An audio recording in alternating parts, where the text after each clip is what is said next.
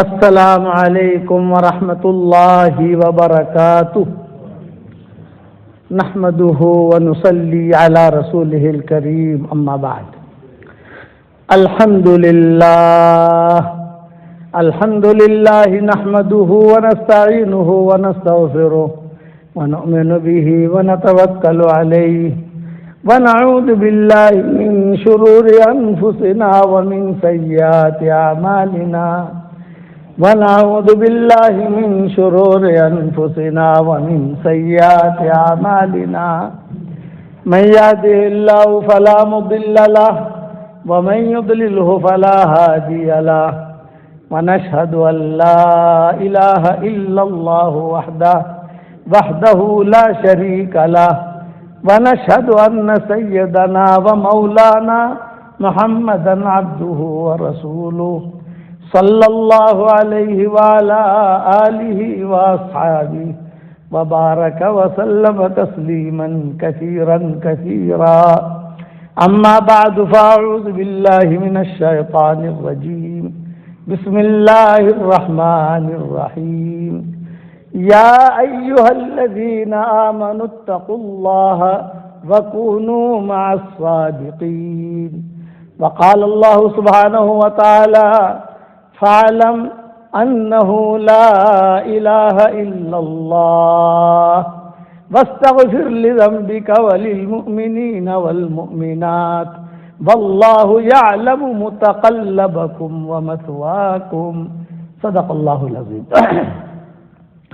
قابل احترام بھائیوں، دوستوں اور بزرگوں، حدیث شریف میں ایک دعا آتی ہے جو رسول اللہ صلی اللہ علیہ وسلم مانگا کرتے تھے.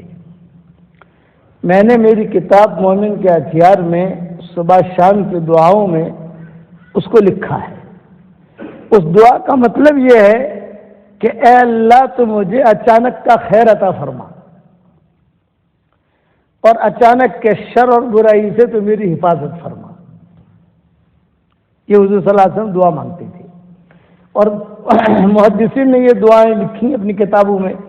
میں خیر اتنا بڑا محدث تو نہیں ہوں، لیکن میں نے ان سے نقل کر کے اپنی کتابوں میں بھی اسے داخل کیا ہے. مومن کا ہتھیار میں صبح شام میں نے پڑھوایا ہے کہ اتنا پڑھو تو اللہ تعالیٰ اچانک کا خیر دے گا اور اچانک کے شر سے اللہ تعالیٰ حفاظت کرے گا. اچانک اللہ تعالیٰ اچھی بیوی دے دے گا. ڈھونڈ رہا ہے دلہن، نہیں مل رہی ہے، چلتے چلتے اچھی دلہن مل گئی ماشاءاللہ، ارے اتنی اچھی لڑکی مل گئی. اچانک اچھا شوہر دے دے گا. بہت دنوں سے ڈھونڈ رہی تھی کہ کوئی اچھا شوہر ملے، اچھا شوہر ملے، بھائی نہیں مل رہا تھا، دیکھو اللہ نے اچانک دے دیا. اچانک کوئی اچھا دھندا اللہ دے دے گا. کاروبار ڈھونڈ رہا تھا، سیٹ نہیں ہو رہا تھا، کاروبار بھی دے دیا، پارٹنر بھی دے دیا، دکان بھی دے دی. یہ مطلب ہے. اور یہ قصے حضور صلی اللہ علیہ وسلم کے زمانے میں ہوئے ہیں. صہیب رومی کو اچانک کی خیر ملی. صہیب رومی روم کے تھے اور کتابوں میں آتا ہے کہ یہ پانی کے جہاز میں معمار تھے.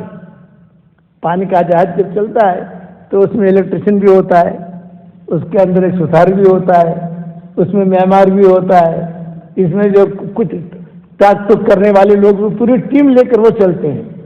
تو صہیب رومی معمار تھے اور روم کے رہنے والے تھے. پانی کے جہاز میں کسی جگہ وہ سفر کر رہے تھے. مسلمان تو ہوئے نہیں تھے، ابھی اسلام تو آیا نہیں تھا، جانتے بھی نہیں تھے کہ اسلام کیا چیز ہے. تو ان کا جہاز جو ہے یہ ڈوبنے لگا، پانی کا جہاز، اور کچھ لوگ مر بھی گئے. یہ کوئی تختے پر بیٹھ کر جو ہے جدہ پہنچ گئے. اب جدہ پہنچے تو چلو جان بچی، اب کیا کروں بھائی، میں کہاں جاؤں. جدہ اس زمانے میں جو ہے جنگل تھا، کچھ تھا ہی نہیں وہاں. ایک آدمی نے کہا بھی کیوں پڑا ہے یہاں، کیوں بیٹھا ہے یہاں. یہ کہا بھائی میں تو جان بچا کر یہاں کنارے آ گیا ہوں، اب میں سوچتا ہوں کوئی بستی ملے، کوئی آدمی ملے، وہاں جاؤ. ارے کیا، یا مکہ قریب ہے، مکہ وہاں اللہ کا نبی ہے، وہاں چلا جا. تو صہیب رومی کہتے ہیں کہ میں نے مکہ کا جملہ سنا اور سنتے ہی میں جو ہے وہاں گیا. آہستہ آہستہ پہاڑوں پر چڑھتے چڑھاتے میں جو ہے مکہ مکرمہ پہنچا. حرم شریف میں بیٹھا تھا تو میں نے دیکھا کہ حضور صلی اللہ علیہ وسلم بیٹھے. ارے بھائی یہ کون ہے؟ یہ کہ یہ اللہ کے نبی ہے۔ اچھا یہ اللہ کے نبی ہے؟ ہاں۔ ارے اسی کا تو مجھے کہا تھا انہوں نے۔ حضور کے ہاتھ پر جو ہے بیعت ہو گئے اور ہو گئے رضی اللہ تعالیٰ عنہ۔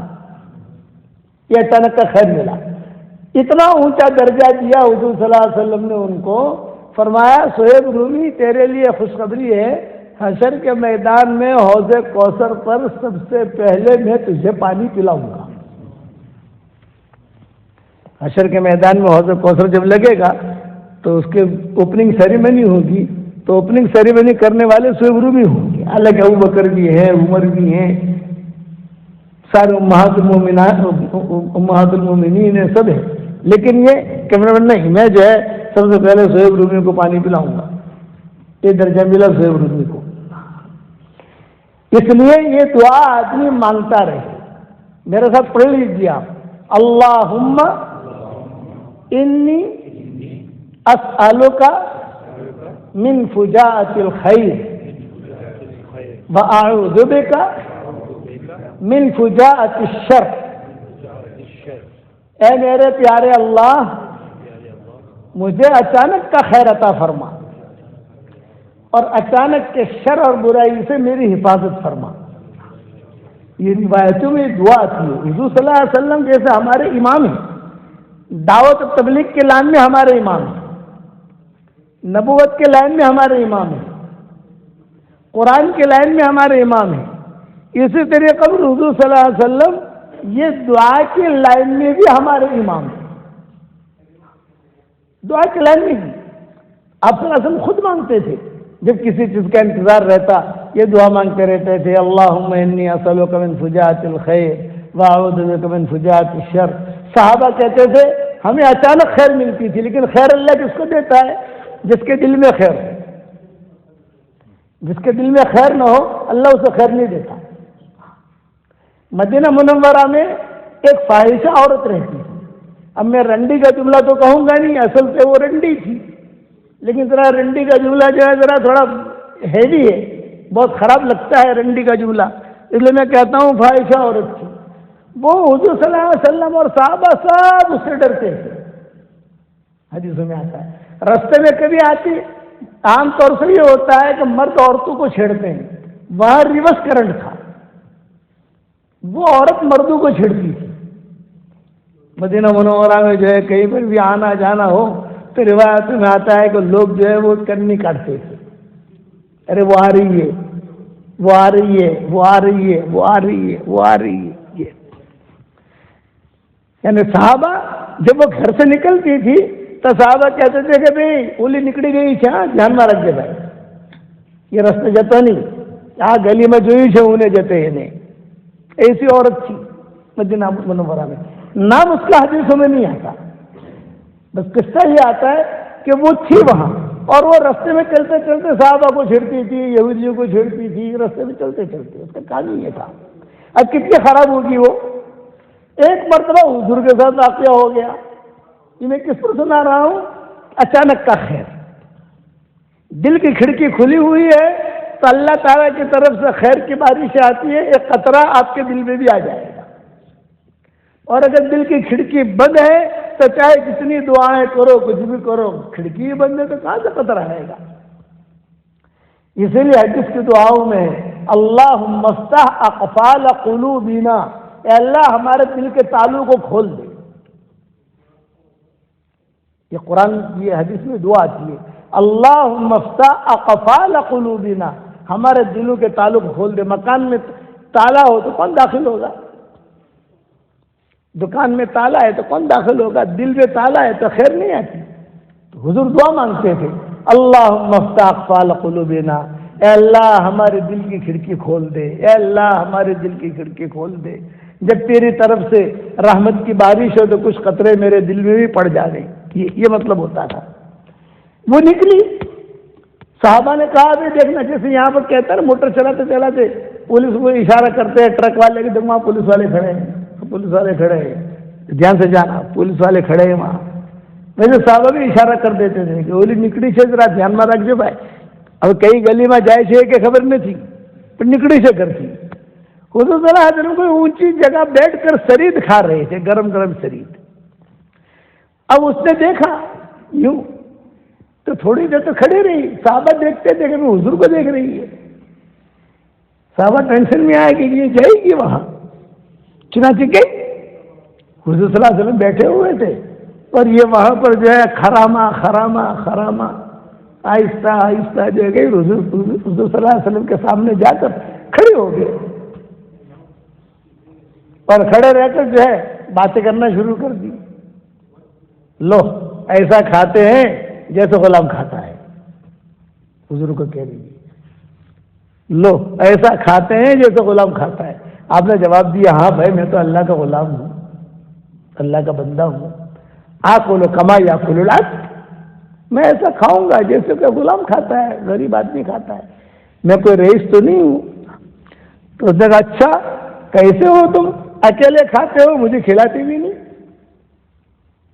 یہ باتیں کر رہی ہے اور صحابہ دور کھڑے کھڑے دیکھ رہے ہیں. قریب میں آتے ہوئے صحابہ بھی ڈرتے آ رہے ہیں، قریب میں گیا تو کہیں ہمیں ہاتھ میں لگا دے، وہاں تو حضور ہیں. اور صحابہ کی یہ بھی ٹینشن کہ حضور صلی اللہ علیہ وسلم کے ساتھ کوئی بدتمیزی کا معاملہ نہ کرے، یہ روایتوں میں آتا ہے.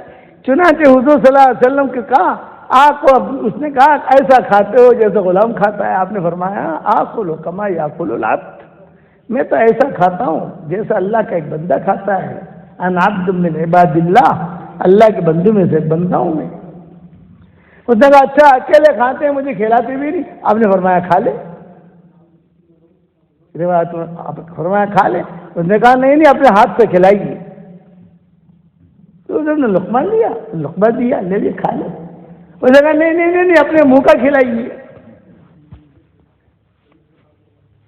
اپنے منہ کا، آپ کے منہ میں جو لقمہ ہے وہ دیجیے مجھے.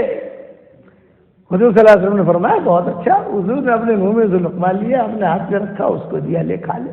بس حدیث میں آتا ہے وہ اس کے ہدایت کا وقت تھا، وہ اس کی ہدایت کا وقت تھا.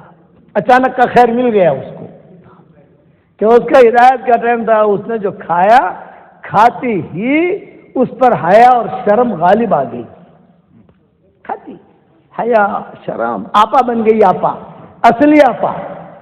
آج کل مردوں کو پیر بننے کا شوق بہت ہو رہا ہے دنیا میں، اور عورتوں کا آپائیں بننے کا شوق بہت ہو رہا ہے.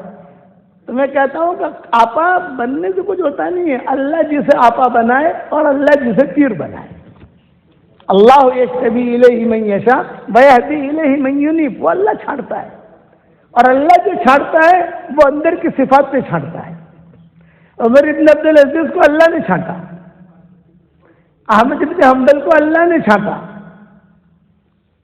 جو بڑے بڑے علماء کام کر کے چلے گئے ان کو اللہ نے چھانٹا، اللہ نے ان سے کام لیا، کام لے کر اللہ نے ان کو اپنے پاس بلا لیا. کہ اللہ چھانٹتا ہے کس سے کیا کام لینا ہے، کس سے کیا کام لینا ہے، کس سے کیا کام لینا ہے. چنانچہ وہ اس کے پیٹ میں گئے، پیٹ میں جاتے ہی اس کا رخ بدل گیا. کتابوں میں اس روایت کے آخر میں یہ بھی لکھا ہے مدینہ منورہ کی بہترین عورتوں میں بنی. جو عورتیں تو بہت تھی مدینہ منورہ میں، انصار قریش سر کے سر بھرا ہوا تھا، لیکن اگر بہترین عورتوں میں بنی. اس کے بعد سے کبھی بھی بے حیائی کی چیز اس سے نہیں ہوئی اور اللہ کا قرب مل گیا. اس لیے ہمیشہ ایک جملہ یاد رکھنا، اچانک کا خیر مانگو اللہ سے اور اچانک کے شر سے پناہ مانگو، یہ حدیث کی دعاؤں میں. اور پھر اللہ تعالیٰ سے مانگو بھی اور دل میں بھی یہ چیز ہو. خالد ابن ولید کو اچانک کا خیر ملا تھا، بہت سخت مزاج کے خالد ابن ولید، بہت سخت مزاج.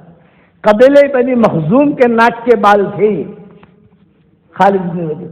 یہ مکہ بیت اللہ کی 4 دیواریں ہیں، تو ایک دیوار کی ذمہ داری قبیلے بنی مخزوم کے ذمے تھی، خالد ابن ولید کے خاندان کے ذمے. اس کی تعمیر کرنا، اس کو ریپیئرنگ کرنا، اس کی ترتیب دینا، یہ ساری کی ساری ان کے خاندان کے ذمے تھی. مزاج میں سختی تھی. حضور صلی اللہ علیہ وسلم کے خلاف بہت مقدمے کیے ہیں انہوں نے. حضور کے خلاف میدان میں خوب چلے ہیں، پھرے ہیں خوب، اور کہتے تھے ساری دنیا مسلمان ہو جائے گی، خالد مسلمان نہیں ہوگا. کہتے تھے کہ ساری دنیا مسلمان ہو جائے گی تم سن لو گے، لیکن خالد مسلمان نہیں ہوگا. اور حضور صلی اللہ علیہ وسلم کے خلاف بڑے مار کو بہت گھوڑا دوڑا ہے حضور کے خلاف. احد میں انہوں نے یہ سب معاملہ کیا تھا جس کی وجہ سے مدینہ منورہ میں عورتیں بیوائیں ہو گئی, بچے یتیم ہو گئے. جو پلٹ کر حملہ کیا تھا وہ خالد بن ولید ہی تھی.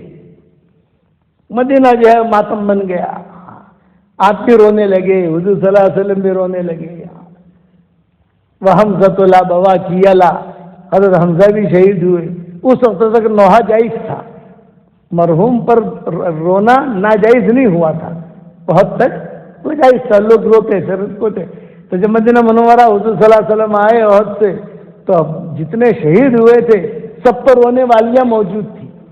حضرت حمزہ کا تو کوئی تھا ہی نہیں یہاں, وہ تو مکہ مکرمہ کے رہنے والے تھے, رشتہ دار تو سارے وہاں تھے.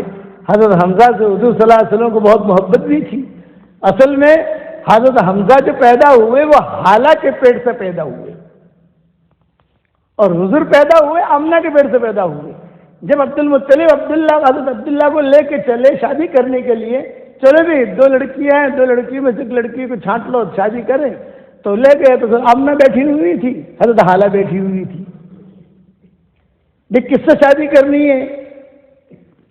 عبداللہ سے پوچھا حضور کے والد سے, بھئی آمنہ ٹھیک ہے. آمنہ کے ساتھ نکاح ہو گیا حضرت عبداللہ کا. اب یہ حالہ جی تھی, تو عبد المطلب نے کہا میں نکاح کر لیتا ہوں حالہ کے ساتھ. باپ بیٹے کا ساتھ نکاح ہوا. جب باپ بیٹے کا ساتھ نکاح ہوا تو دونوں کا ساتھ حمل ٹھہرا. جب دونوں کا ساتھ حمل ٹھہرا تو جو ہے وہ آمنہ سے حضور پیدا ہوئے, اور حالہ سے جو ہے حمزہ پیدا ہوئے. یہ مسئلہ, دونوں رضائی بھائی بھی تھے اور چچا بھتیجے بھی تھے, اور بہت محبت تھی دونوں کے آپس میں. حضور صلی اللہ علیہ وسلم کے 2 دوست تھے پکے, جگری دوست جسے کہتے ہیں, ہر وقت ساتھ اٹھنا بیٹھنا. ایک حضرت حمزہ اور ایک حضرت عثمان بن مظعون, یہ تو پکے دوست. حضور صلی اللہ علیہ وسلم کا جب نکاح ہوا تو دلہے کے ساتھ, ہمارے یہاں پتہ نہیں تمہارا ساؤتھ افریقہ میں ہوتا ہے کہ نہیں ہوتا, ہمارے ہندوستان میں تو ہوتا ہے کہ جب شادی ہوتی ہے تو دلہے کے 2-7 دوست بھی ہوتے ہیں. یہاں بھی ہوتا ہوگا, یہاں بھی انسان ہی رہتے ہیں, جنت تو رہتی نہیں ہے, انسانی شادی کرتے ہیں. تو یہ ہمارے یہاں ہندوستان میں تو بہت ہوتا ہے, وہ دلہے کے ساتھ جاتے ہیں, رات کو 2 بجے آتے ہیں. ابھی کہاں جا رہے ہو؟ یہ ہم تو جا رہے ہیں, رات کو 2 بجے آئیں گے, 1:30 بجے آئیں گے, یہ ترتیب ہے. تو حضور کے ساتھ جو ہے جب شادی ہوئی تو کون تھے؟ یہ عثمان بن مظعون تھے. چچا تو جا نہیں سکتے تھے, تو دوستی, لیکن چچا کا بھی ایک مقام تھا. اچھا, یہ بھی جلدی مسلمان نہیں ہوئے حضرت حمزہ, سالوں انتظار کرتے رہے, حالانکہ گھر کا معاملہ ہے, لیکن جلدی مسلمان نہیں ہوئے. وہ تو قصہ یہ ہوا کہ ابو جہل نے حضور صلی اللہ علیہ وسلم کو آ کر بہت برا بھلا کہا, بہت برا بھلا کہا. حضور صلی اللہ علیہ وسلم خاموشی سے سنتے رہے. حضرت حمزہ شکار پر گئے ہوئے تھے, آئے تو صوبیہ جو باندھی تھی, جو آزاد کر دی گئی تھی, جس نے حضور کو دودھ بھی پلایا تھا, وہ آئی حضرت حمزہ کے پاس. یوں کہا کہ تیری بہادری کیا کام کی, تو بہادر ہے کیا کام کبھی کیا ہوا؟ پوچھو محمد کو کیا ہوا آج, کتنا ڈانٹا ہے اور کتنا, بلکہ بعض روایت میں ہے کہ مارا بھی تھا حضور کو. یہ چھوڑ گئے سارا تم جو کر رہے ہو سب. حضور صلی اللہ علیہ وسلم صبر کرتے رہے. اس پر حضرت حمزہ غصے میں آئے. حضرت حمزہ غصے میں آ کر انہوں نے کہا, سیدھے وہاں گئے حرم میں اور کہا کہ دیکھو میرا بھتیجا ہے, تم نے اس کے ساتھ یہ معاملہ کیا, آج میں کلمہ پڑھتا ہوں, میں خود مسلمان ہو رہا ہوں, اور اب اگر کسی نے اس کے ساتھ کوئی معاملہ کیا تو میں اس کا بدلہ لوں گا. تو حضرت حمزہ خود کہتے تھے پورا مکہ مجھ سے ڈرتا تھا اور میں حضرت عمر سے ڈرتا تھا. یہ کہتے تھے پورا مکہ مجھ سے ڈرتا تھا, میرا نام حمزہ, بھاگ جاتے تھے, لیکن عمر سے میں ڈرتا تھا. اس لیے حضرت عمر جب آئے مسلمان ہونے کے لیے تو دروازہ کھٹکھٹایا تو حضور نے حضرت حمزہ سے ہی کہا تھا, دیکھو کہ کون ہے دروازہ کھٹکھٹا رہا ہے, کون ہے؟ حضرت حمزہ نے جو دیکھا, حضرت عمر ہے, اور تلوار ہاتھ میں ہے, دروازہ کھولو. نہیں, میں نہیں کھولتا, سارا مکہ مجھ سے ڈرتا ہے, میں اس سے ڈرتا ہوں, دروازہ کھولتے ہی گردن اڑا دے گا وہ. اب نے فرمایا کوئی بات نہیں, میں کھولتا ہوں. حضور صلی اللہ علیہ وسلم نے دروازہ کھولا اور حضرت عمر کے ہاتھ میں تلوار تھی, اور حضور نے ان کا دامن پکڑ کر اپنی طرف کھینچا اور ایک جملہ کہا کہ اے اللہ عمر کا ایک ہاتھ میرے ہاتھ میں ہے، دوسرا ہاتھ تو اپنے ہاتھ میں لے لے۔ کس طرح سے عمر مسلمان ہوئے رضی اللہ تعالیٰ عنہ بنے؟ جب اشہد ان لا الہ الا اللہ و اشہد انک رسول اللہ پڑھا، فوراً جبریل آئے اور کہا ابشرک یا رسول اللہ علی اسلام عمر ابن الخطاب، آپ کو خوشخبری دے رہا ہوں کہ عمر مسلمان ہو گیا، اور حضرت خوشخبری یہ بھی دے رہا ہوں جمیع الملائکہ یہنئون بعضهم بعضا، آسمان پر سارے فرشتے ایک دوسرے کا اکرام کر، ایک دوسرے کو سلام کر رہے ہیں، مبارکبادی دے رہے ہیں، ارے مبارک مبارک، سنا کچھ سنا کرنا، عمر مسلمان ہو گیا، عمر مسلمان ہو گیا، عمر مسلمان ہو گیا۔ آپ نے فرمایا ہنی لک یا عمر لو کان بعد نبی لکان عمر، کہ اچانک کا خیر مل رہا حضرت عمر کو کہ میرے بعد اگر کوئی نبی ہوتا تو وہ عمر ہوتا۔ اللہ نے تیرے اندر اتنی صلاحیت رکھی ہے، ہر آدمی میں اللہ نے صلاحیت رکھی ہے۔ مولانا یوسف صاحب رحمۃ اللہ علیہ فرماتے تھے جتنے مسلمان ہیں ہر مسلمان میں اللہ نے کچھ نہ کچھ صلاحیت رکھی ہے، کچھ نہ کچھ صلاحیت رکھی ہے، استعداد رکھی ہے، اس کی صلاحیت کو دین کے لیے ہم استعمال کریں، وہ اپنی صلاحیت کو دین کے لیے لگائے۔ اسی لیے ان کے دعاؤں میں یہ آتا ہے کہ اللہ ہماری صلاحیتوں اور ہماری استعدادوں کو تیرے دین کے لیے قبول کر۔ حضرت عمر کہتے ہیں میں مسلمان ہو گیا، مکہ والوں کو تو پتہ تھا ہی نہیں، مشرکین کو تو پتہ نہیں تھا، یہ تو یہاں مسلمان ہوئے حضور کے پاس، لیکن جو اندر تھے حضور صلی اللہ علیہ وسلم کے ساتھ سب کو پتہ چل گیا عمر مسلمان ہو گیا، عمر مسلمان ہو گیا۔ حضرت حمزہ کہتے تھے میں بھی خوش ہو گیا، ارے جس سے ڈرتا تھا وہ خود مسلمان ہو گیا، رضی اللہ تعالیٰ عنہ بن گئے۔ حضرت عمر کہتے تھے مسلمان ہو کر میں نکلنے لگا، میں نے حضور سے کہا آج یہ گھر میں کیوں بیٹھے ہو آپ لوگ، چلو حرم میں نماز پڑھو، طواف کرو، میرے ساتھ چلو۔ آپ نے فرمایا نحن قلیلون، نبی ہم تھوڑے ہیں، ابھی نہیں، یہ آپ نے منع کیا، ابھی نہیں، جذبات میں نہیں، تو آج مسلمان ہوا ہے اور ہم تو پتہ نہیں کتنے دنوں سے بھگت رہے ہیں مکہ والوں کو، ابھی نہیں۔ حضرت عمر کہتے ہیں میری بات تو مانی نہیں حضور صلی اللہ علیہ وسلم نے، اور بات تو چھا دیا ایسا کہ ہم تھوڑے ہیں، وہ بہت زیادہ ہے، وہ بہت زیادہ ہے۔ حضرت عمر کہتے تھے میں نکلا، اب میں نے سوچا کہ مکہ والوں کو کیسے اطلاع ہو کہ میں مسلمان ہو گیا ہوں، میں اعلان کروں میں مسلمان ہو گیا ہوں، ذرا شرم آتی تھی مجھے، میری شان کے بھی خلاف تھی کہ میں کیوں اعلان کروں بھائی۔ کوئی ایسا آدمی مجھے ملے جو بی بی سے لندن ہو، سمجھ گئے؟ اس زمانے میں ایک آدمی تھا، اس کا نام تھا جمیل، مشرک تھا وہ، اس کا نام تھا جمیل، اس کو کوئی بات کہو تو اس کے پیٹ میں رہتی ہی نہیں تھی، میں اسے ڈھونڈتا تھا کہ جمیل کہاں ہے، میں جا ہی رہا تھا سامنے سے جمیل آ گیا، ارے جمیل یار میں تجھے ڈھونڈ رہا تھا، ہاں بتاؤ کیا ہے، لیکن تو نے کچھ سنا؟ کہا نا کہ عمر میں مسلمان ہو گیا ہوں، بس اس کو جب کہا کہ مسلمان ہو گیا ہوں، وہ تو تھا ہی نہیں نا، سارے مکہ میں جا کر اس نے اعلان کر دیا عمر مسلمان ہو گیا، عمر مسلمان ہو گیا، عمر مسلمان ہو گیا، عمر مسلمان ہو گیا۔ اب مکہ والے سارے کے سارے جمع ہوئے اور ساری تدبیر کرنے لگے، تو حضرت عمر کہتے تھے کہ دیکھ میں بھی مسلمان ہو گیا ہوں اور حمزہ بھی مسلمان ہو گئے ہیں، سارا مکہ جو ہے وہ مجھ سے بھی ڈرتا ہے اور حمزہ سے بھی ڈرتا ہے، اس لیے کوئی بھی ادھر ادھر کی بات مت کرنا، ہم تو حضور کے ہاتھ میں ہاتھ دے دیا ہے، اب ہم ان کے ہاتھ میں رہیں گے، یعنی ہاتھ دیں گے اور ان کو حرم میں کھینچ کے لائیں گے اور ہم کھڑے رہیں گے، خبردار کوئی کچھ کر سکتا نہیں ہے۔ اچانک کی خیریں ملی ان کو، دل میں وہ ڈھونڈ رہے تھے، میرے والد صاحب رحمۃ اللہ علیہ فرماتے تھے دل میں اگر کوئی خیر ڈھونڈے گا تو کہیں نہ کہیں سے اللہ اس کو خیر پہنچا دے گا، کبھی کبھی اللہ تعالیٰ شیطان کے ذریعے سے بھی خیر دے گا، حالانکہ شیطان جو شر والا ہے پورا جھوٹا، یہ نہیں کہ تھوڑا سچا، وہ تو 100% جھوٹا، لیکن کبھی کبھی خیر اللہ اس کے راستے سے بھی دے گا۔ ابو ہریرہ کو آیت الکرسی سکھانے والا شیطان تھا، حضور نے فرمایا کہ جھوٹا ہے لیکن بات سچی بتا گیا، یہ کہ ہے جھوٹا لیکن بات سچی بتا گیا۔ کھجور کا جو قصہ ہوا تھا اس کھجور کے قصے میں وہ شیطان ہی تھا. حضور بحرین سے کسی جگہ سے کھجوریں آئی تھی مدینہ منورہ میں, بہت کھجوریں تھی. تو آپ نے فرمایا بھائی دیکھو یہ کھجوریں بہت آئی ہیں, اب جو ہے آج رات حفاظت کرنی ہے اس کی, کون حفاظت کرے گا, ابھی کون کرے گا, یہ دیکھ رہے تھے بھی کون کرے گا کون کرے گا. یہ فرمایا ابو ہریرہ تم کرنا, تمہاری ڈیوٹی. لیکن ابو ہریرہ رات کو چور آئے گا,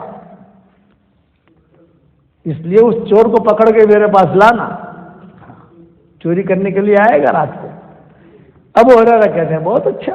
میں جو ہے چلا گیا, حفاظت کرتا رہا, کوئی چور آیا نہیں.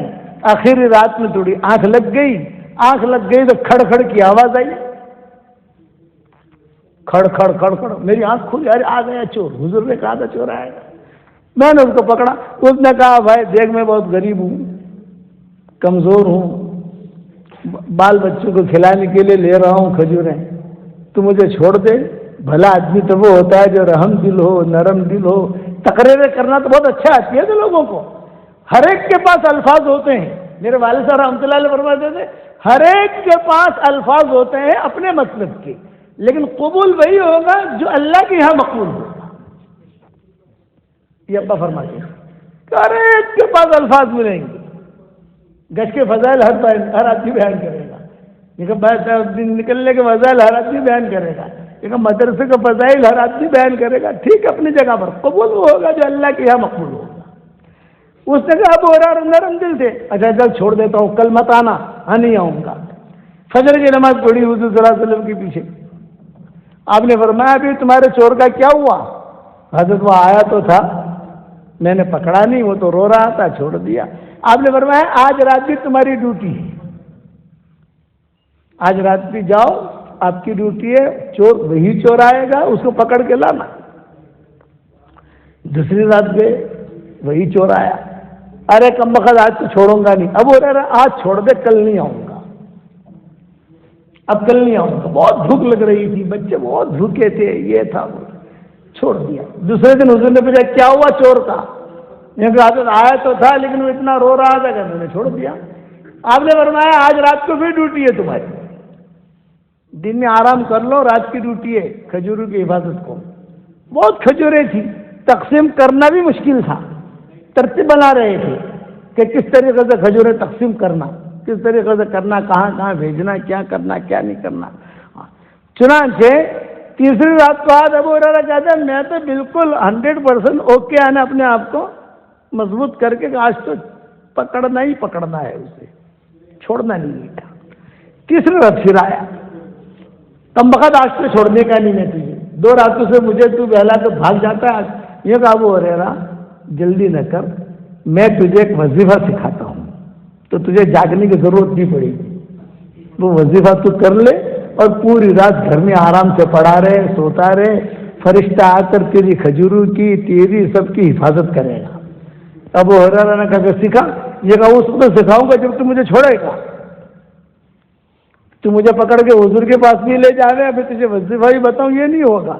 مجھے چھوڑ دے, میں وظیفہ بتاؤں گا. ابو ہریرہ تما فی الحدیث تھے, ان کو کوئی علم کی چیز ملنی چاہیے. ان کے بعد یہ دیکھ کوئی چیز مجھے ملے علم کی, کوئی نئی بات ملے, سیکھنے سکھانے کا ان کا ماحول تھا ابو ہریرہ کا. اچھا میں تجھے سامنے کھڑا کیا, اس نے کہا رات کو آیت الکرسی پڑھ لے, صبح تک اللہ کی طرف سے فرشتہ آئے گا جو تیری حفاظت کرے گا. ابو ہریرہ آ گئے حضور کے پاس. ابھی کیا ہوا چور کا؟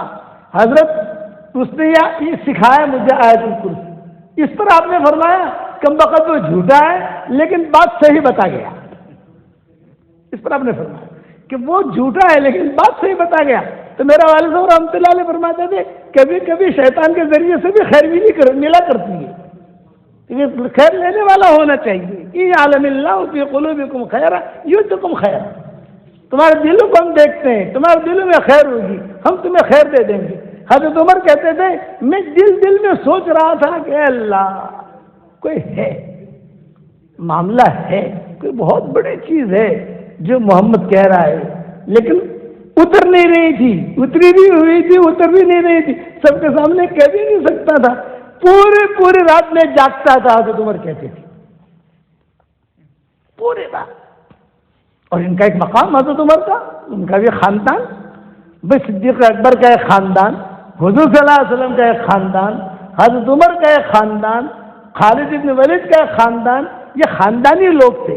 خاندانی لوگوں کا مطلب یہ کہ بھائی ان کے خاندان کا جو ہے حرمین شریف مکہ پر حق ہے، اوپر سے خدمت کرتے چلے آ رہے تھے۔ قریش یہ اپنے اعتبار سے کرتے چلے آ رہے تھے، قبیلہ بنی مخزوم یہ اپنے اعتبار سے کرتے چلے آ رہے تھے، صدیق اکبر کا خاندان وہ اپنے اعتبار سے کرتے چلے آ رہے تھے۔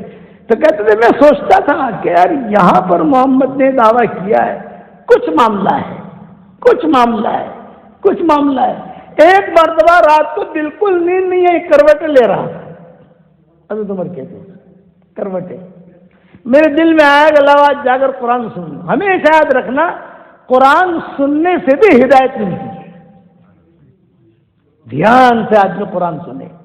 سیلون میں اجتماعات ہوتے تھے، بہت بڑے بڑے مجمع جمع ہوتے تھے، ہمارے والد صاحب رحمۃ اللہ علیہ، حضرت جی رحمۃ اللہ علیہ، میں بھی عام طور سے ان سفروں میں ساتھی رہتا تھا، تو وہاں مسلمانوں سے زیادہ ہندوؤں کا مجمع ہوتا تھا سیلون میں۔ تعجب ہوتا تھا کیا مسلمان تو خیر آتے ہی آتے ہیں اجتماعات میں، یہ ہندو کیوں آتے ہیں؟ ان سے پوچھا کہ تم کیوں آتے ہو؟ بولے یہ بڑے میاں کا قرآن سننے آتے ہیں۔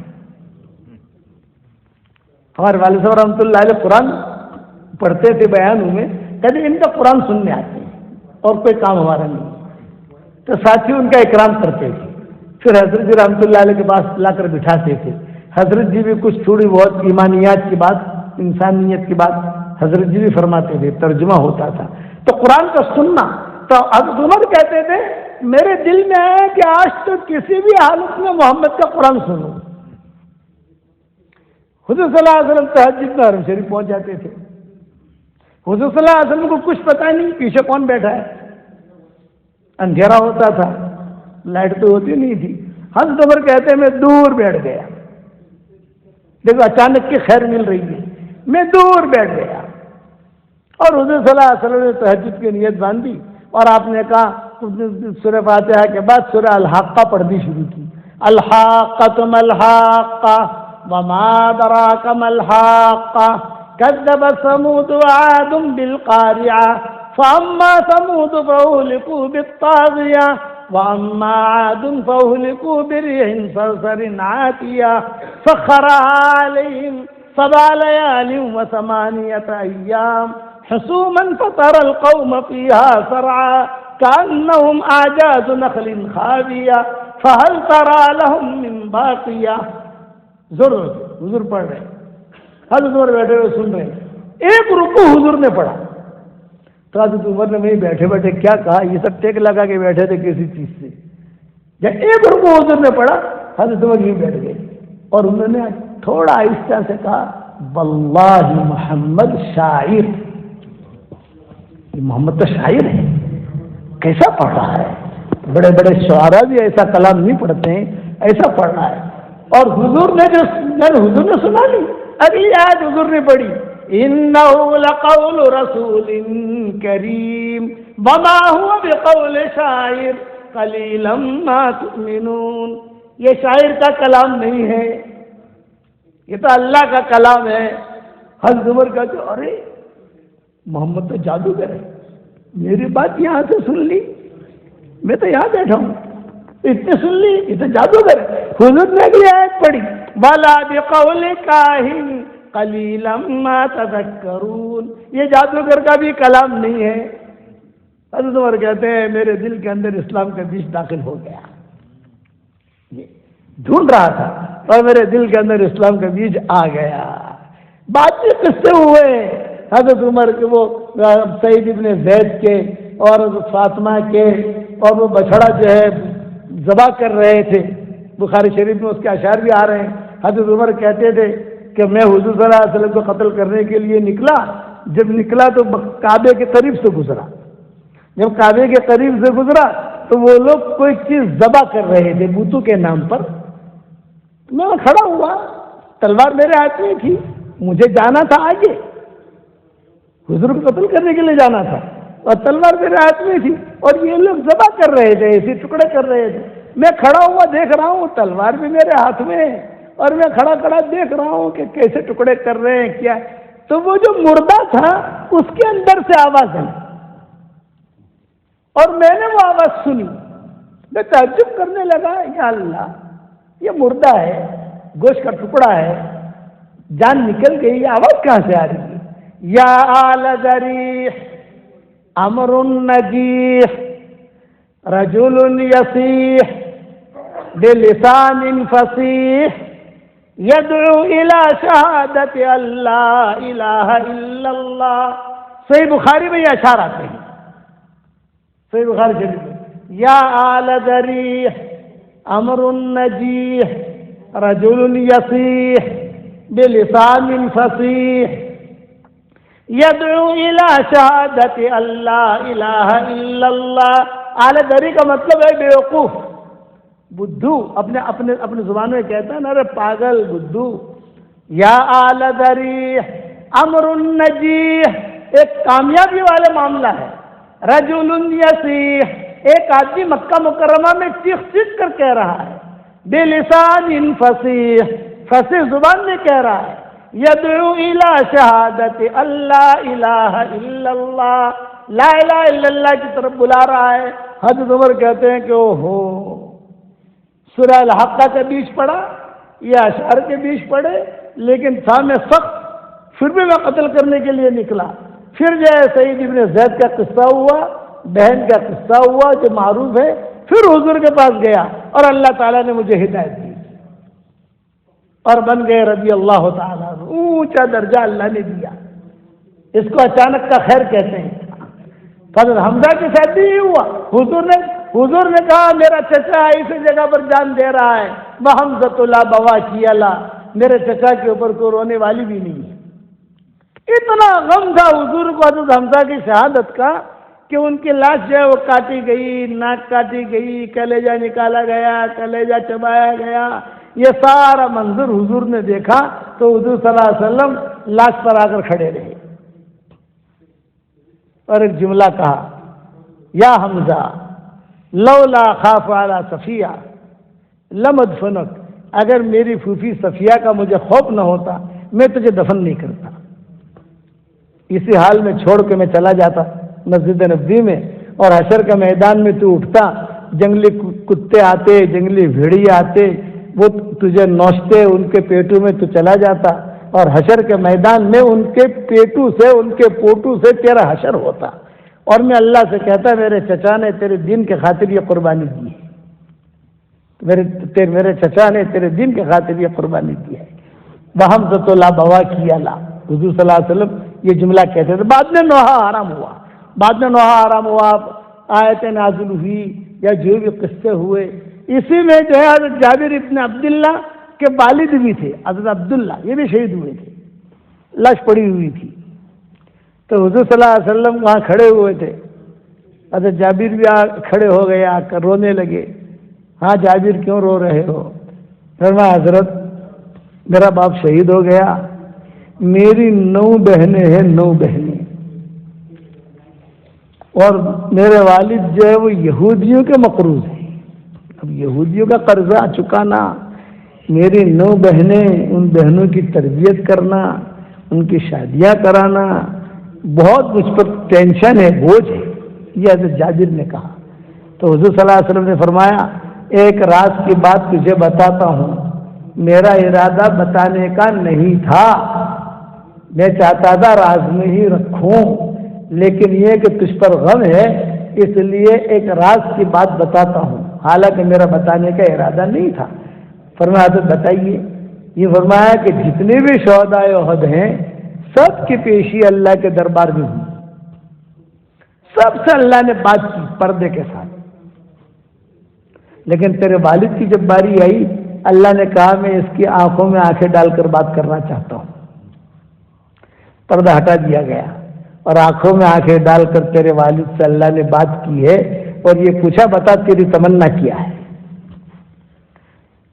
تو تیرے والد نے جواب دیا میری تمنا یہ ہے کہ دنیا میں پھر سے آپ مجھے بھیج دیں, پھر سے میں تیرے دین کے خاطر جان دے کر آ جاؤں. تو اللہ نے کہا یہ تو ایک وقت ہوگا, یہ دوسری مرتبہ یہ چانس نہیں ملا کرتا, زندگی میں ایک مرتبہ، اس کے علاوہ کیا خواہش ہے بتاؤ؟ تو تمہارے والد نے کہا حضرت ہماری خبریں جو ہے ان کو ہمارے رشتہ داروں کو کیسے پہنچے، میری تو 9 بیٹیاں ہیں، رشتہ دار ہیں ہمارے سارے کے سارے، ان کی خبریں تو ہمیں پہنچتی ہے۔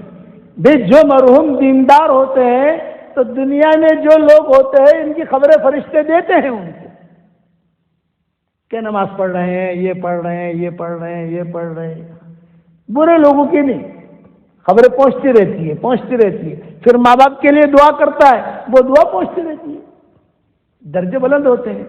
آپ کو نصیحت کرتا ہوں، سعادت چاہتے ہو، عزت چاہتے ہو، برکت چاہتے ہو اور اللہ کا قرب چاہتے ہو تو ماں باپ کے لیے دعا کرو، چاہے ماں باپ زندہ ہو یا دنیا سے چلے گئے۔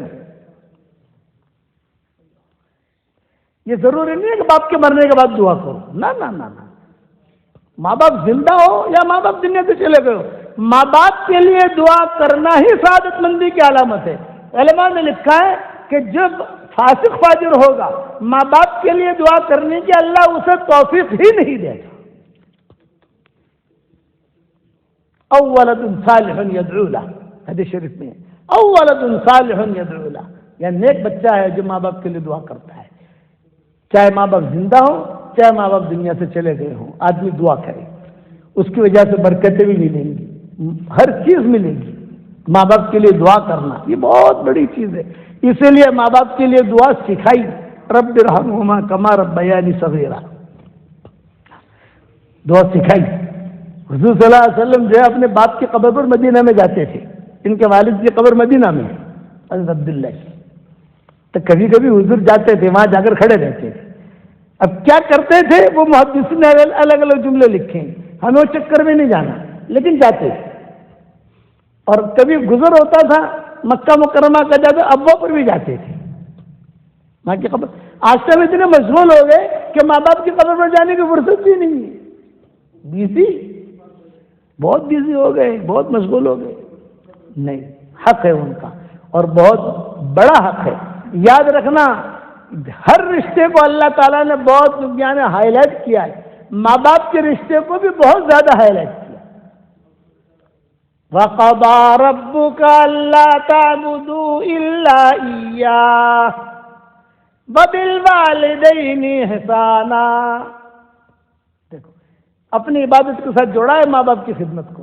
وَقَضَى رَبُّكَ أَلَّا تَعْبُدُوا إِلَّا إِيَّاهُ وَبِالْوَالِدَيْنِ إِحْسَانًا إِمَّا يَبْلُغَنَّ عِندَكَ الْكِبَرَ أَحَدُهُمَا أَوْ كِلَاهُمَا فَلَا تَقُل لَّهُمَا أُفٍّ وَلَا تَنْهَرْهُمَا وَقُل لَّهُمَا قَوْلًا كَرِيمًا وَاخْفِضْ لَهُمَا جَنَاحَ الذُّلِّ مِنَ الرَّحْمَةِ وَقُل رَّبِّ ارْحَمْهُمَا كَمَا رَبَّيَانِي صَغِيرًا۔ بڑھاپے میں پہنچے تو فرمایا کہ ان کی خدمت کرو۔ کوئی ایسی بات، میں ہمارے نوجوان بچے ہوتے ہیں، میں کہتا ہوں ماں باپ کا دل خوش رکھنا، ان کو سونا کھانے کی ضرورت نہیں ہے، ان کو لا کر رہنا ہدیے کی ضرورت نہیں ہے، پیسہ ان کے پاس بہت ہے، ان کا دل خوش رکھنا، بس یہ وہ کرنے کو جو درجہ ملا، اتنا اونچا درجہ ہے، کائے پر ملا؟ تھوڑا سوچے آدمی، ماں کی خدمت کی وجہ سے ملا۔ حضور نے خط لکھا تھا وہ اس کرنے میں، حضرت میری ماں بوڑھی ہو گئی ہے، میں خدمت کر رہا ہوں، حضرت بس یہ کہ میں چاہتا ہوں مدینہ منورہ آ جاؤں، آپ کی ملاقات کروں، آپ کا چہرہ دیکھ لوں تو صحابی بن جاؤں گا۔ میں کیا کروں؟ ماں باپ کی خدمت کروں یا جو ہے میں آپ کے پاس آؤں؟ آپ نے میرے پاس ہرگز نہ آنا، میرے پاس مت آنا، ماں کی خدمت کرو، ماں کی خدمت میں رہو، میرے پاس مت آنا۔ انہوں نے منظور کر لیا، ہیرا پھیری نہیں کی۔ اس پر حضور صلی اللہ علیہ وسلم نے کیا فرمایا؟ عمر یہاں آؤ، عمر، حضرت عمر کو بلایا، عمر یہاں آؤ، علی یہاں آؤ، علی، اور دونوں کو سامنے بٹھا کر آپ نے فرمایا، اے عمر، اے علی، میرے دنیا سے جانے کے بعد تم دونوں کی ملاقات اویس کرنی سے ہوگی، تم دونوں اپنی مغفرت کی دعا اویس کرنے سے کروانا۔ یہ درجہ دیا، صحیح روایت میں حضور نے یہ درجہ دیا کہ کہ عمر تیری اور علی کی ملاقات ہوگی اویس کرنی سے، اپنی مغفرت کی دعا کرانا۔ یہ ڈھونڈتے تھے، حضور کے انتقال کے بعد انہیں ڈھونڈنا شروع کیا، اویس کہاں ہے، اویس کہاں ہے، اویس کہاں ہے، لیکن کہیں اویس کرنی ملے نہیں۔ تو انہوں نے مشورہ کیا بھی اویس کرنی کو ڈھونڈنا ہے تو حج کرو، حج میں سب لوگ آتے ہیں، ساری دنیا کے قافلے آتے ہیں۔ اور حضور صلی اللہ علیہ وسلم نے یہ بھی کہا تھا اویس کون ہے میں تجھے بتاؤں کہ میانہ قد ہے، ایک دم لمبا بھی نہیں ایک دم چھگنا بھی نہیں، میانہ قد ہے، اور اس کا نام اویس ہے۔ اور یہاں پر ایک جو ہے کوئی نشانی ہے پہلو پر، بس وہ آدمی کو دیکھو اس کا نام اویس ہو تو تم دونوں اپنی مغفرت کی دعا کرانا۔ ارے دونوں تو اشرے مبشرہ ہیں، بڑے لوگوں میں ہیں، اور وہ تو تابعی ہیں اویس کرنی، لیکن جزوی فضیلت ہے، ماں کی خدمت کی وجہ سے یہ فضیلت دی آپ نے۔ چنانچہ ڈھونڈنے کے لیے نکلے، عرفات میں پہنچے۔ عرفات میں ہر آدمی حرام میں ہوتا ہے۔ حضرت عمر نے حضرت علی سے کہا کہ دیکھ بھائی اویس کرنے کو ڈھونڈنا ہو تو ایک ہی کام ہو سکتا ہے، وہ یہ ہو سکتا ہے کہ میں سب کو جمع کر کے مسافے کے لیے بلاتا ہوں، میں مسافہ کروں گا، اور احرام کی حالت میں تو یہاں دیکھنا کوئی نشانی وشانی ہے کہ نہیں ہے، وہ تجھے آدمی دیکھے تو اس کا ہاتھ پکڑ کے مجھے دے دینا، میں پوچھوں گا نام اس کا۔ ارے سمجھ میں آوے سے کہ نہیں ساؤتھ افریقہ والوں؟ چنانچہ حضرت عمر بیٹھ گئے، حضرت علی کو کھڑا کیا، اور حضرت عمر نے اعلان کیا شام والے کہاں ہیں؟ بھائی شام والے حضرت ہم ہیں بھائی آپ لوگ وہاں چلے جاؤ۔ مصر والے کہاں ہیں؟ مصر والے حضرت ہم ہیں، تم وہاں چلے جاؤ۔ سب کو جدا کیا۔ آخر میں کہا یمن والے کہاں ہیں؟ یمن والے، تو وہ یمن والے سامنے ہی بیٹھے تھے، آپ سب یمن کے ہو؟ ہاں، آ جاؤ قریب آؤ قریب آؤ قریب آؤ۔ سب کو قریب کیا اور سب کو قریب کر کے کہا لائن لگاؤ مجھ سے مسافہ کرو۔ عرفات کے میدان میں حضرت عمر سے مسافہ، یہ تو بہت بڑی چیز ہے۔ اور حضرت علی سے کیا کہا؟ تو جوتے رہجے بھائی، تجھے دھیان میں رکھ جے، آپ وہ ترتیب کی بڑی سیٹنگ کری ہے تاکہ آپ نے انہیں دعا کرا دیے، حضور نے کہا ہے ہم کو۔ چنانچہ حضرت علی کھڑے رہے اور حضرت عمر سب سے مسافہ کرتے رہے، اور حضرت علی دیکھتے رہے۔ احرام ہوتا ہے نا تو احرام کو بدن دکھتا ہے، خاص طور سے بغل بھی دکھتا ہے، یہ حصہ بھی دکھتا ہے، یہ حصہ بھی دکھتا ہے، لیکن کوئی نظر نہیں آیا۔ حضرت عمر نے کہا یمن والے جانا مت بھائی، جانا مت تمہارا کام ہے، جانا مت، بیٹھے رہنا۔ سب کو بٹھایا۔ حضرت علی سے پوچھا ارے یہ کوئی ملا؟ حضرت میں نے تو بہت غور سے مطالعہ کیا، ایک بھی دکھا نہیں ہے، میں تو بہت غور سے دیکھا کہ ملے تو آپ اس کا ہاتھ آپ کے ہاتھ میں دوں، لیکن ملا نہیں ہو۔ اب حضرت عمر نے پوچھا ابے تمہارے یہاں یمن کے اندر کوئی اویس نام کا آدمی ہے؟ عرفات میں ایک بڑے میاں کھڑے ہوئے، ہاں تو ہے وہ میرا بھتیجا ہے وہ۔ اچھا آپ کا بھتیجا ہے تو وہ کہاں ہے؟ حضرت آپ کو اویس کی کیا ضرورت ہے، وہ تو پاگل ہے۔ میرا بھتیجا ہے وہ، اور تو پاگل ہے۔ حضرت عمر نے کہا وہ پاگل نہیں ہے، تو پاگل ہے، وہ بہت اونچا آدمی ہے، تو بتاؤ وہ ہے کہاں؟ یہ کہا جو عرفات میں نہیں ہے۔ تو عرفات میں ہے تو ملنے نہیں آئے؟ حضرت میں کہتا ہوں نا پاگل ہے، اسے کچھ پتہ ہی نہیں ہے، وہ تو دھن میں رہتا ہے، عبادت ہی کرتا رہتا ہے۔ آپ نے فرمایا ہمیں لے چلو۔ تو ایک پڑوسی کھڑا ہوا، جب اویس کا کرنی کا پڑوسی تھا، اس نے کہا میرے پڑوس میں ہی رہتا ہے وہ۔ تو فرمایا چلو۔ تو 4 آدمی حضرت اویس کرنی کو ڈھونڈنے نکلے، حضرت عمر، حضرت علی، وہ چچا اور وہ پڑوسی۔ بات سمجھ میں آ گئی؟ 4 آدمی، اور حضرت اویس کرنے کو ڈھونڈنے نکلے تو ایک درخت کے نیچے، اس زمانے میں زیادہ درخت نہیں ہوتے تھے، اب زیادہ درخت ہونے لگے۔ قیامت کی علامتوں میں سے ہے کہ عرفات میں درخت زیادہ ہو جائیں گے۔ جو قیامت کی نشانیاں ہیں ان میں ایک یہ بھی ہے کہ عرفات کے میدان میں درخت زیادہ ہو جائیں گے، اب درخت زیادہ اگ رہے ہیں، قیامت قریب آ رہی ہے۔ خیر القرون گیا، اب شر القرون میں ہم داخل ہو گئے۔ خیر القرون چلا گیا، اب شر القرون میں آ گئے ہم۔ تو اس وقت درخت 1-2 درخت ہوتے تھے عرفات میں، تو جب وہ درخت کے نیچے جو کھڑا ہے وہ اویس کرنی ہے، نماز پڑھ رہا ہے، اٹھ چل رہے تھے۔ حضرت عمر جا کر بیٹھ گئے، حضرت علی بھی بیٹھ گئے، وہ چچا بھی بیٹھ گیا، وہ پڑوسی بھی بیٹھ گیا۔ اب حضرت علی نے جو دیکھا تو حضرت عمر سے کہا اچھے جو حضور نے کہا تھا نا یہ نشانی ہے یہ، حضرت عمر کو بھی دکھایا۔ اچھا عوض کرنے کو پتہ نہیں کون آیا ہے، ادھر بس پڑھ رہے تھے، لیکن اتنا پتہ چلا کہ کچھ لوگ آ کر بیٹھے ہیں، کچھ لوگ آ کر بیٹھے ہیں، جلدی جلدی نماز پڑھی، سلام پھیر کر جو دیکھا تو سب سے پہلے حضرت عمر نے مصافحہ کیا، السلام علیکم، تو انہوں نے وعلیکم السلام، سمجھ گئے نا، یہ پہچانتے نہیں تھے کہ یہ حضرت عمر ہے، وعلیکم السلام۔ تو حضرت عمر نے پوچھا آپ کا کیا نام ہے؟ تو انہوں نے کہا میرا نام عبداللہ ہے، یہ جواب دیا، میرا نام عبداللہ۔ حضرت عمر نے کہا عبداللہ تو سب ہے، تیری ماں نے تیرا کیا نام رکھا ہے؟ تیری ماں نے کیا نام رکھا ہے؟ یہ کہا اویس۔ اچھا وہی ماں والا اویس تم نے حضور صلی اللہ علیہ وسلم کو خط لکھا تھا؟ تو انہیں غصہ آ گیا، تم انٹرویو لینے والے کون ہو؟ وہ تو میرا اور حضور کا معاملہ تھا، تم انٹرویو لینے والے کون ہو؟ میرا اور حضور کی بات تھی۔ تو حضرت عمر نے کہا، حضرت عمر تو خاموش رہے، لیکن یہ کہ ان کے چچا جو تھے وہ چچا نے یہ جملہ کہا کہ یہ حضرت عمر ہے، یہ حضرت عمر ہے، بس جہاں کہا حضرت عمر ہے تو اس کرنے جو ہے وہ ایک دم سے ادب سے بیٹھ گئے۔ حضرت عمر یہ حضرت علی ہے، چچا کو تو پہچانتے تھے، وہ پڑوسی کو بھی پہچانتے تھے۔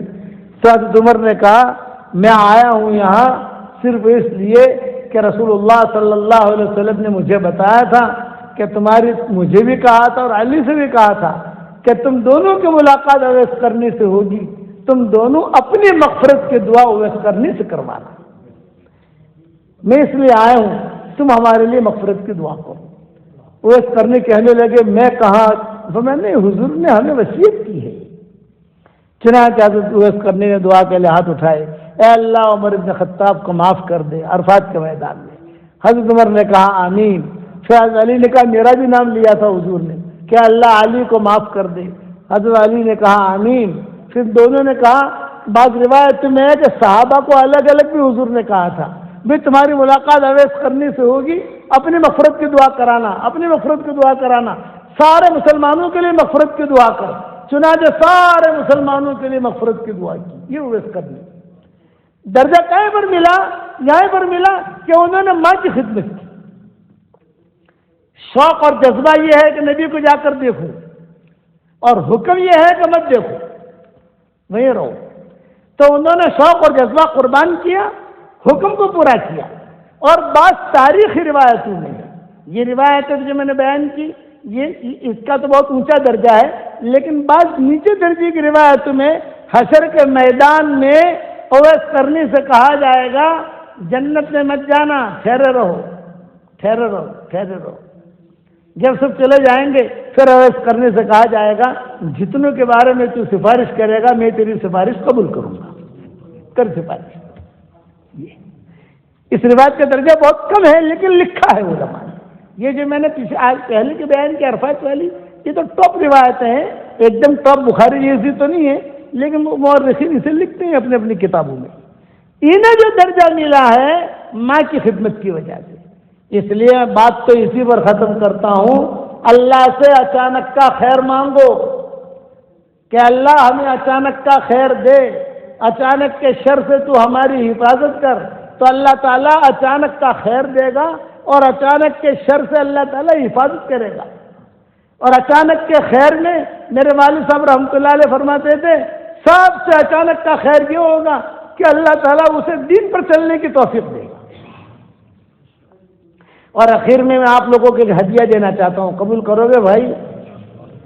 حدیث شریف میں آتا ہے 10 مرتبہ اگر کوئی سورہ اخلاص پڑھ لے تو 3 قرآن پڑھنے کے برابر ثواب ملتا ہے، اور جنت میں ایک محل تیار ہو جاتا ہے، ایک بنگلہ، 10 مرتبہ سورہ اخلاص پڑھنے سے۔ 20 مرتبہ پڑھو 2 بنگلے تیار، 6 قرآن شریف پڑھنے کے برابر ثواب۔ 313 مرتبہ پڑھو تو 31 بنگلے جنت میں تیار، بالکل تیار. یعنی یہ نہیں کہ 1 سال کے بعد چابی ملے گی، 2 سال کے بعد چابی ملے گی، بلڈر جو ہے پیسہ لے کے بھاگ جائے گا، پتہ نہیں کہاں چلا گیا، امریکہ چلا گیا، کہاں چلا، یہ نہیں. آپ نے پڑھا بنگلہ تیار، آپ نے پڑھا بنگلہ تیار، آپ نے پڑھا بنگلہ تیار. تو میں میرے ساتھیوں کو کہتا ہوں کہ بھئی اب جو ہے 313 مرتبہ پڑھنے کی عادت ڈال دو 24 گھنٹے میں، چلتے پھرتے ہر مرتبہ بسم اللہ الرحمن الرحیم پڑھو تو ٹھیک، نہ پڑھو تو ٹھیک. شروع جب کرو تو 1 مرتبہ بسم اللہ پڑھ لو. کھانا ہم جب شروع کرتے ہیں تو 1 مرتبہ بسم اللہ پڑھتے ہیں یا ہر لقمے پر بسم اللہ پڑھتے ہیں؟ 1 مرتبہ پڑھتے ہیں. ہر لقمے پر اگر بسم اللہ پڑھیں گے تو کھائیں گے کیا؟ یہ بھی تو ہے نا. آدمی 1 مرتبہ پڑھ لے، 10 مرتبہ پڑھ لیا، پھر 20 مرتبہ پڑھ لیا، پھر 40 مرتبہ پڑھ لیا. 313 مرتبہ پڑھنے کی عادت ڈالو، انشاءاللہ 31 بنگلے جنت میں تیار ہو جائیں گے انشاءاللہ. اور کوئی انکم ٹیکس والے کا میسج نہیں آئے گا.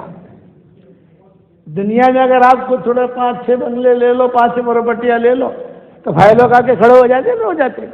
مطلب تو پیسہ لاگی کیسی تو بھائی حساب آپ انکم ٹیکس کا، وہاں کچھ بھی نہیں. اور 104 مرتبہ قرآن شریف پڑھنے کا ثواب ملے گا.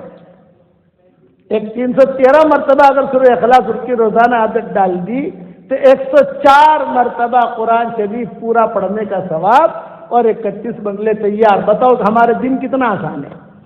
اس کا مطلب یہ نہیں ہے کہ قرآن پڑھنے کی چھٹی پہ، قرآن تو پڑھنا ہی پڑھنا ہے الف لام میم سے لے کر آخر تک، وہ تو ہے ہی. لیکن یہ فضیلتیں بتائی حضور صلی اللہ علیہ وسلم نے. بہت دیتے ہیں اللہ، آپ فرماتے ہیں اللہ تو بہت دیتے ہیں، لینے والے کم ہیں. اب آپ کے دل میں یہ آئے گا کہ مولوی صاحب روزانہ 31 بنگلے تیار کریں گے تو مولوی صاحب بہت بڑا بنگلہ چاہیے سے اتنا بنگلہ کرسوں سوں. کوئی ٹینشن لینے کی ضرورت نہیں ہے. جب جنت میں جائیں گے ہم سب بیٹھیں گے انشاءاللہ وہی مشورہ کر لیں گے کہ کیا کرنا ہے ان بنگلوں کا. اب ملیں گے ضرور، میں کروڑ مرتبہ قسم کھا کے کہتا ہوں ملیں گے ضرور. اس سے امام احمد نے روایت نقل کی اور روایت صحیح ہے. حضرت عمر سے کہا تھا حضور صلی اللہ علیہ وسلم نے، عمر 10 مرتبہ سورہ اخلاص پڑھ، جنت میں ایک بنگلہ تیار ہو جائے گا تیرے لیے. حضرت عمر نے کہا اذا لا استکثر یا رسول اللہ، میں تو بہت بناؤں گا. آپ نے فرمایا تجھ میں جتنی طاقت ہو بنا، تو بناتے تھکے گا، اللہ دیتے دیتے نہیں تھکے گا. اللہ کے خزانے میں کیا کریں گے، بناؤ گے انشاءاللہ بھائی. اس کے بعد جو دعا مانگو گے اللہ دعا بھی قبول کرے گا. دوسرا کہ ہمارا دعوت کا کام یہ سدا بہار ہے. ہر جگہ ہماری مسجد پر جماعت ہوتی ہے. کسی مسجد میں چلے جاؤ ماشاءاللہ یہاں پر بھی بیٹھتی ہوگی، قرب و جوار کی مسجد ہے وہاں بھی بیٹھتی ہوگی. کوئی مغرب بعد بیٹھتے ہیں، کچھ لوگ فجر بعد بیٹھتے ہیں، کچھ لوگ عشاء بعد بیٹھتے ہیں. جیسے حالات، دعوت کے کام میں بھی اپنے آپ کو لگاؤ. 3 دن لگاؤ، 1 چلہ لگاؤ، 3 چلہ لگاؤ، مشورے سے لگاؤ. ہمارا مرکز ہے مسجد النور کہتے ہیں، ہمارا مرکز ہے. سب ساتھی وہاں جڑتے ہیں، وہاں شب گزاری ہوتی ہے اور وہاں پر پہنچنے کی کوشش کرو. مشورے ہوتے ہیں اس میں آؤ، مسجد جماعت میں بیٹھو. اب میں آپ کی تشکیل صرف اتنی کروں گا، اللہ کے راستے میں نکلنے کے لیے سب تیار ہو انشاءاللہ. کون کون نکلے گا ہاتھ اوپر کرو انشاءاللہ. ارے واہ، آج تو مسجد الفتح تو ماشاءاللہ بہت ساری ہے. آپ لوگ اس مسجد کا نام کہتے ہیں مسجد الفتح، فتح نہیں، یہ مسجد الفتح ہے. میں سوچ رہا تھا مسجد الفتح کیسا نام ہے، فتح تو اللہ کا نام ہے تو رکھنا چاہیے مسجد عبد الفتح. میں یہ مجھے کہتے ہیں مسجد الفتح سورہ فتح، انا فتحنا لک فتحا مبینا. جیسے باب الفتح حرم شریف کے اندر ایک دروازہ ہے، اس کا نام ہے باب الفتح. وہی سے جو ہے وہ جو حرم کا حادثہ ہوا تھا وہیں سے وہ فوج داخل ہوئی تھی. 17 دن تک حرم بن رہا تھا، وہیں سے فوج داخل ہو کر پورے حرم پر قبضہ کیا تھا. تو اس دروازے کا نام ہی رکھ دیا باب الفتح کہ یہاں سے فوج آئی تھی. اس لیے کہ اللہ تعالیٰ آپ لوگوں کو جزائے خیر سے سب نکلو گے انشاءاللہ. گھر میں تعلیم بھی کرو، گھر کی تعلیم، مسجد کی تعلیم. 3 دن کے لیے تو کم سے کم نکلو. میرا پورا سفر ہوا ماشاءاللہ، وینڈا سے لے کر کیپ ٹاؤن تک کا ہر جگہ ہم نے تشکیلیں کی ہیں اور ہر جگہ لوگ اللہ کے راستے میں نکلنے کے لیے تیار ہیں. آپ بھی نکلو گے انشاءاللہ اور 313 مرتبہ مضبوطی سے پکڑ لو انشاءاللہ. ٹھیک ہے.